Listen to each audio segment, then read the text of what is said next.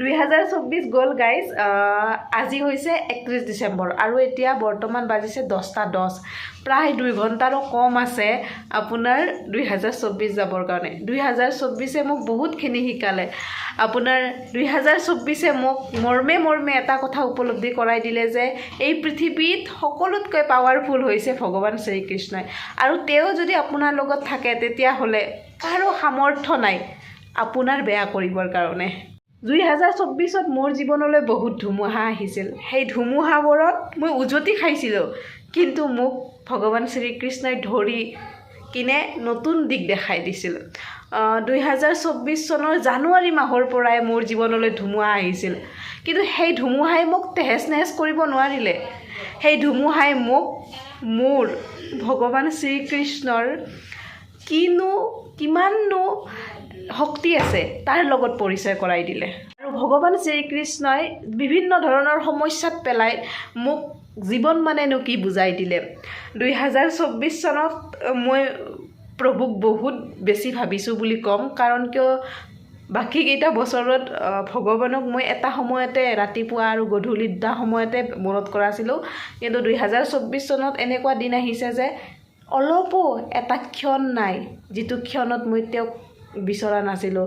any time ভয়তে মই তাৰমানে ভগৱানৰে নাম লৈ আছিলোঁ তো মোৰ 2024 চন মোৰ কাৰণে স্পেচিয়েল আৰু 2024 চনটোক মই ভালদৰে বিদায় দিব খুজিছোঁ সেইকাৰণে এয়া ঝুমকা আৰু এইফালে অলপমান সাজিছোঁ 2024 চনটোৰ কাৰণে তো ধন্যবাদ 2024 চন তুমি মোৰ কাৰণে এটা চন নহয় তুমি মোৰ কাৰণে এটা ইমোশ্যন হৈ থাকিবা সদায় জীৱনটো থকালৈকে 2024 চনটো মোৰ মনত থাকি যাব আৰু মোৰ ডায়েৰীৰ পাতত সেই 2024 চনটো জিলিকি থাকিব যা হওক ইন্ট্ৰটো দিব পাহৰিয়ে গৈছোঁ হেল্ল' নমস্কাৰ মই হীৰামণি আপোনালোক সকলোকে মোৰ অকণমানি ইউটিউব তথা ফেচবুক পেজলৈ স্বাগতম জনাইছোঁ কি খবৰ আপোনালোকৰ আশা কৰোঁ সকলো ভালে আছে মোৰ ঈশ্বৰৰ কৃপাত আৰু আপোনালোকৰ আশীৰ্বাদত ভালে এতিয়া পাকঘৰত যাওঁ বলক অলপমান কুকিং কৰিব লাগিব ন কি বনাওঁ কি কথা আপোনালোকক অলপমান দেখাম বুলি ভাবিছোঁ আশা কৰোঁ আপোনালোকে ভিডিঅ'টো চাই ভাল পাব যদি ভাল পায় প্লিজ চেনেলটো ছাবস্ক্ৰাইব কৰিব নাপাহৰিব তো let's start the cooking guys আজি মেখেলা চাদৰ পিন্ধি পাকঘৰলৈ আগমন কৰিছোঁ যা হওক আজি বনাম বুলি ভাবিছোঁ পনীৰ বাটাৰ মছলা আৰু মোৰ ব্লগৰ জৰিয়তে আপোনালোকক পনীৰ বাটাৰ মছলা কেনেকৈনো বনাই দেখাম আপোনালোকে জানে তথাপিতো মই মোৰ ব্লগটোত দেখাব চেষ্টা কৰিম পনীৰ বাটাৰ মছলা বনাবৰ কাৰণে ফাৰ্ষ্টতে সৰুকৈ পিঁয়াজ কাটি ল'ম তাৰপিছত 6 কহা নহৰু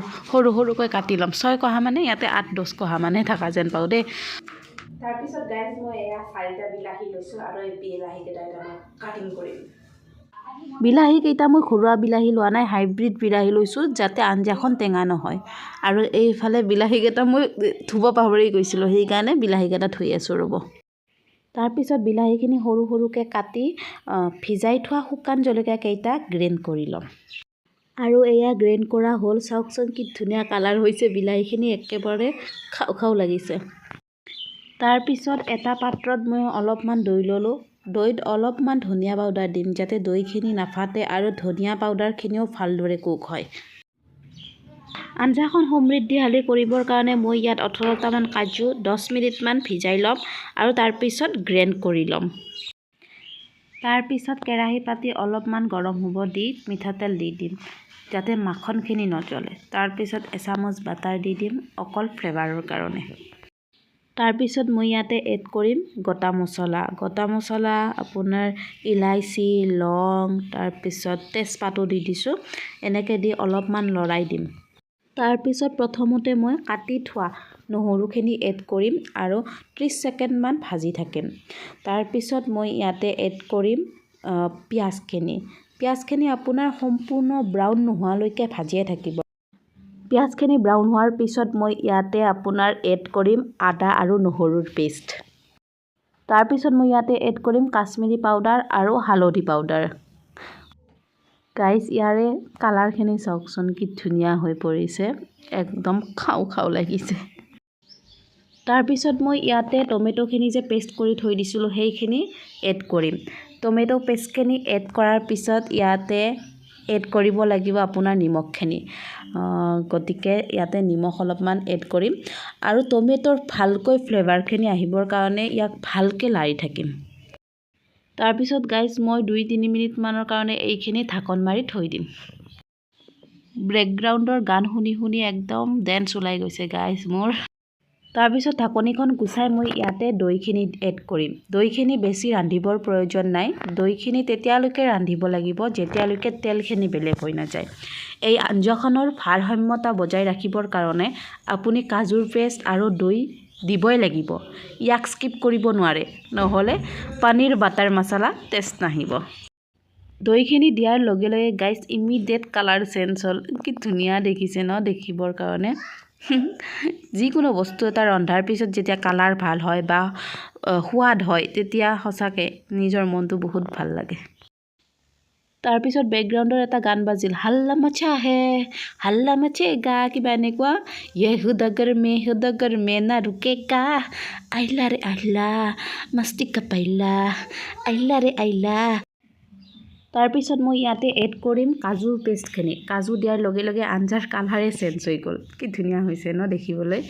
তাৰপিছত ল' ফ্লেম কৰি থৈ দিম পনীৰ বাটাৰ মছলাখিনি ল' ফ্লেমত থৈ এইফালে পেইন এটাত আপোনাৰ পনীৰখিনি বহাই দিছোঁ ভাজিবৰ কাৰণে পনীৰখিনি বহাই দিয়াৰ আগত মই ইয়াতে অলপমান বাটাৰ দিছোঁ এচামুচ বাটাৰ দিছোঁ তাৰপিছত মই পনীৰখিনিত আপোনাৰ কটা আদা অলপ তাৰপিছত কাশ্মীৰী লাল মিৰ্চ আৰু হালধি দি ভাজি ল'ম